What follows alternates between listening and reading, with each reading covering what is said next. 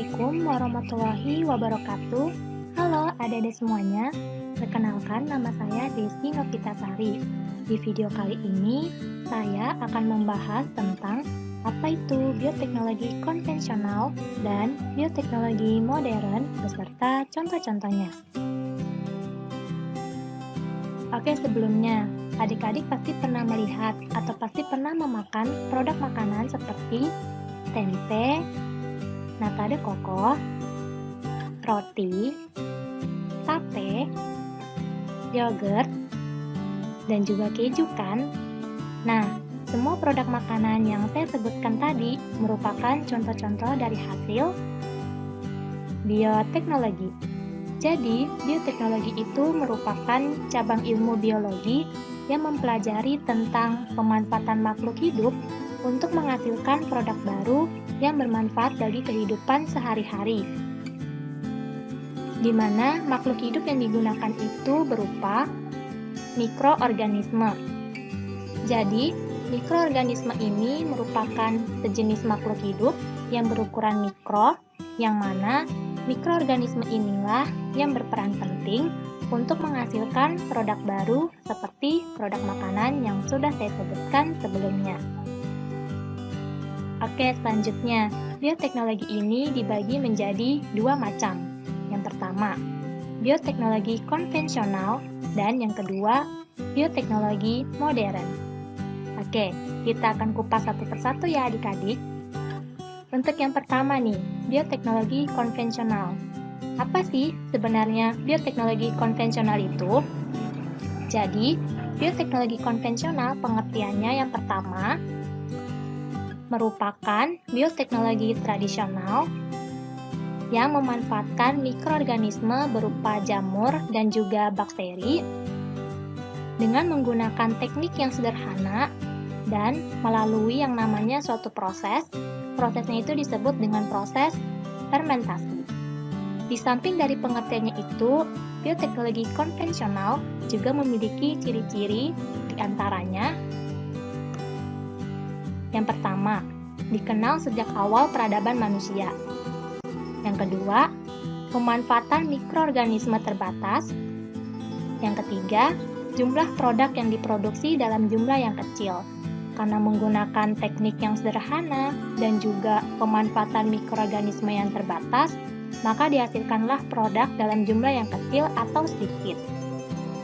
Dan yang terakhir, prosesnya relatif tidak steril, sehingga kualitas hasilnya tidak bisa dijamin. Nah, dalam proses fermentasi pada bioteknologi konvensional, mikroorganisme di sini berperan untuk mengubah gula yang terkandung di dalam makanan. Seperti contohnya, mikroorganisme berupa Lactobacillus casei yang mengubah susu menjadi keju melalui proses fermentasi. Di mana mulanya susu itu memiliki kandungan gula di dalamnya, tetapi ketika memasuki proses fermentasi yang dibantu oleh Lactobacillus casei tadi, akan mengubah gula yang terkandung di dalam susu tersebut, sehingga dihasilkanlah produk baru. Produknya itu berupa apa? Yaitu berupa keju, yang mana keju itu memiliki kandungan rasa yang asin. Nah, seperti itu tadi ya, salah satu contoh dari hasil bioteknologi konvensional. Nah, adapun contoh-contoh lain dari hasil bioteknologi konvensional beserta mikroorganismenya bisa adik-adik lihat pada tabel berikut ini. Oke, selanjutnya, yang kedua nih, bioteknologi modern. Apa ya bioteknologi modern itu? Nah, bioteknologi modern itu merupakan bioteknologi yang penerapannya berupa teknik rekayasa genetika dengan menggunakan peralatan, teknik, serta cara yang sangat canggih dan juga melalui proses yang rumit. Nah, karena dikatakan tadi sebelumnya bahwa bioteknologi modern itu menggunakan penerapan yaitu berupa teknik rekayasa genetika, pasti adik-adik penasaran nih, rekayasa genetika itu seperti apa sih? Nah, Jadi, rekayasa genetika itu merupakan suatu upaya memanipulasi sifat organisme untuk menghasilkan organisme dengan sifat yang diinginkan. Manipulasi sifat genetik ini dilakukan dengan menambah atau mengurangi DNA. Rekayasa genetika ini melalui yang namanya suatu teknik. Tekniknya itu disebut dengan teknik DNA rekombinan, di mana melalui teknik tersebut dapat dihasilkanlah organisme dengan sifat yang baru, yaitu disebut dengan organisme transgenik. Nah, seperti apa ya proses rekayasa genetika itu? Nah, di sini adik-adik bisa melihat pada gambar berikut. Ini merupakan proses dari rekayasa genetika dengan menggunakan teknik DNA rekombinan, di mana definisi dari teknik DNA rekombinan itu merupakan teknik yang mengubah susunan DNA dari suatu organisme dengan cara menyisipkan gen asing ke organisme tersebut sehingga diperolehlah sifat yang baru. Nah, mulanya seperti ini. Dari suatu organisme tersebut, kita isolasi pertama kali DNA-nya. Nah, organisme yang digunakan di sini berupa sel bakteri dari Escherichia coli. Kita isolasi DNA-nya berupa DNA plasmid pada bakteri tersebut. Isolasi itu maksudnya kita ambil DNA plasmid pada sel bakteri itu.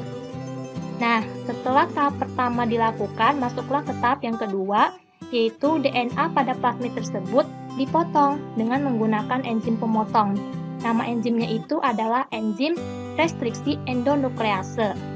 Nah, DNA plasmid yang sudah dipotong dengan menggunakan enzim tadi, kemudian akan masuk ke tahap ketiga, di mana DNA plasmid yang telah dipotong tadi akan digabungkan dengan gen asing dari luar.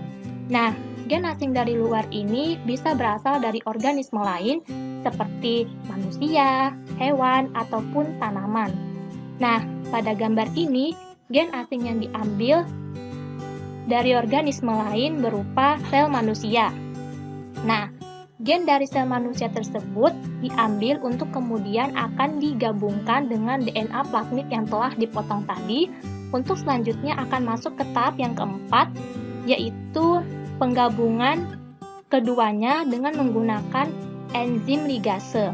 Nah, enzim ligase ini merupakan enzim yang berfungsi sebagai lem perekat agar DNA plasmid pada sel bakteri sebelumnya dapat terikat kuat dengan gen asing dari sel manusia tadi. Nah, setelah tahap keempat selesai dilakukan, masuklah ke tahap yang kelima, yaitu memasukkan plasmid tadi ke dalam sel bakteri. Setelah plasmid tersebut masuk ke dalam sel bakteri tersebut akan kemudian bereplikasi, maksudnya adalah memperbanyak diri, sehingga sel bakteri tadi bukan hanya satu saja, tetapi lebih dari satu, dan juga dihasilkanlah DNA rekombinan dalam jumlah yang banyak. Nah, jadi seperti itu ya adik-adik proses rekayasa genetika. Cukup rumit juga ya ternyata. Nah, tadi dari proses rekayasa genetika dengan menggunakan teknik DNA rekombinan itu menghasilkanlah organisme transgenik. Organisme transgeniknya di sini yaitu berupa hewan transgenik dan juga tanaman transgenik. Untuk hewan transgenik, adik-adik bisa melihatnya pada contoh berikut ini. Dan untuk tanaman transgenik, itu yang dihasilkan contohnya berupa padi transgenik dengan menghasilkan sifat yang baru atau sifat yang diinginkan berupa beta-karoten, yang mana beta-karoten ini bermanfaat bagi kesehatan mata kita. Nah, untuk menghasilkan padi transgenik ini dibutuhkan yang namanya bakteri Erwinia yang disisipkan dengan gen asing dari luar, yaitu gennya berupa gen tumbuhan narsis dan juga gen dari tumbuhan jagung, sehingga dihasilkanlah padi transgenik atau disebut juga dengan golden rice. Nah, selain rekayasa genetika, bioteknologi modern juga menggunakan yang namanya kultur jaringan. Apa ya kultur jaringan itu? Nah, kultur jaringan itu merupakan teknik memperbanyak tanaman dengan cara menumbuhkan jaringan tanaman di dalam medium buatan kaya nutrisi dan hormon dalam kondisi aseptik atau steril, sehingga memungkinkan jaringan tersebut tumbuh dan menjadi sebuah tanaman yang utuh. Dimanfaatkan dalam bidang pertanian untuk menghasilkan tanaman baru. Biasanya, kultur jaringan ini menggunakan jaringan pada daun, akar, batang, atau bisa juga menggunakan serbuk sari dari bunga suatu tanaman. Nah, adapun keuntungan dari kultur jaringan ini yang pertama, memiliki sifat dan genetik yang sama dengan induknya. Yang kedua, dapat diperbanyak untuk menghasilkan tanaman baru dalam jumlah besar dan juga dalam waktu singkat serta cepat. Yang ketiga, tidak memerlukan tempat yang luas. Yang keempat, kesehatan dan kualitas dari bibit tanaman terjamin.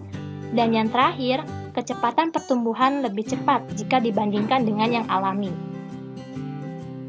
Nah, adapun contoh kultur jaringan, adik-adik bisa melihatnya pada gambar berikut ini. Gambar yang pertama itu merupakan tahapan atau proses dari kultur jaringan. Sedangkan gambar yang di sebelahnya itu merupakan kultur jaringan, yang mana jaringan pada tanaman tersebut ditumbuhkan pada media. Medianya itu berupa media toples. Nah, nanti dari jaringan yang ditumbuhkan pada media tersebut akan tumbuhlah menjadi tanaman. Seperti itu ya adik-adik untuk contoh kultur jaringan. Oke, selanjutnya kita akan masuk pada kuis hari ini. Silakan adik-adik jawab kuis tersebut di kolom komentar dan usahakan dalam menjawab kuis tersebut bisa adik-adik jawab dengan baik dan benar ya. Oke, saya rasa sudah cukup ya untuk menjawab kuisnya.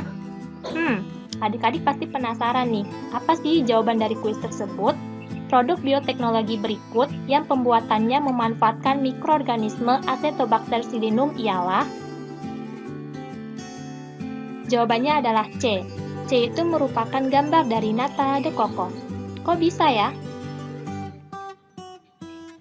Nah, pada video sebelumnya, adik-adik pasti sudah melihat contoh-contoh dari hasil bioteknologi konvensional yang tertuang dalam sebuah tabel. Nah, salah satunya itu ada nata de coco. Nata de coco ini diperoleh dari bahan mentahnya berupa air kelapa yang kemudian difermentasikan dengan menggunakan mikroorganisme berupa Acetobacter-Sillinum, sehingga dihasilkanlah produk baru yaitu berupa nata de coco. Jadi seperti itu ya jawaban untuk kuis kita pada hari ini. Bagi adik-adik yang menjawabnya dengan benar, saya ucapkan selamat. Dan bagi adik-adik yang menjawabnya masih salah, tidak apa-apa, jangan mudah putus asa dan tetap terus belajar ya. Nah, baiklah, dari pembahasan kita tadi dapat kita simpulkan bahwa bioteknologi konvensional merupakan bioteknologi yang memanfaatkan mikroorganisme dengan menggunakan teknik yang sederhana melalui proses fermentasi. Sedangkan bioteknologi modern itu sendiri berbeda dengan bioteknologi konvensional, di mana bioteknologi modern adalah bioteknologi yang memanfaatkan rekayasa genetika berupa DNA rekombinan melalui proses yang rumit dengan menggunakan teknologi yang canggih. Nah, seperti itu ya tadi pembahasan kita mengenai bioteknologi konvensional dan bioteknologi modern. Sampai jumpa pada video pembelajaran berikutnya. Tetap jaga kesehatan ya untuk adik-adik sekalian. Mohon maaf apabila terdapat kesalahan kata. Saya akhiri. Wassalamualaikum warahmatullahi wabarakatuh.